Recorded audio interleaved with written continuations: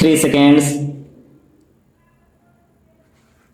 However, the considerations pertaining to the welfare of the child may indicate lawful custody with another friend or relative as serving her interest better. The question of guardianship can be independent of and distinct from that of custody in facts and circumstances of each case. The court shall determine whether in proceedings relating to interim custody there are sufficient and compelling reasons to persuade the court to change the custody of the minor children with immediate effect. Stability and consistency in the affairs and routines of children is also an important consideration.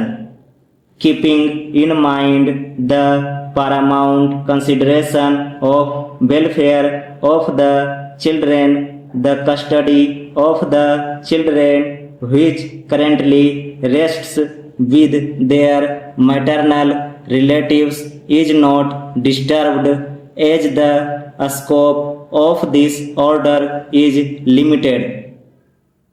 The appellant, in response to these submissions, contended that the High Court could not interfere with the findings of the Family Court unless serious infirmity is proven. The decisions cited by the respondents were distinguished on the ground that these decisions concerned findings that were recorded after a full-fledged trial and not an order passed as an ad interim relief granting custody to one of the parties. The High Court, in its impugned judgment, had held that while appointing the guardian or deciding the matter of custody of the minor children during the pendency of guardianship proceedings, the first and foremost consideration for the court is the welfare of the children. The factors that must be kept in mind while determining the question of guardianship will apply with equal force to the question of interim custody. It was observed that the Family Court should have delved a little deeper into the matter and ascertained where the interest of the children lay instead of recording abstract findings, questions of prima facie case, balance of convenience, and irreparable injury.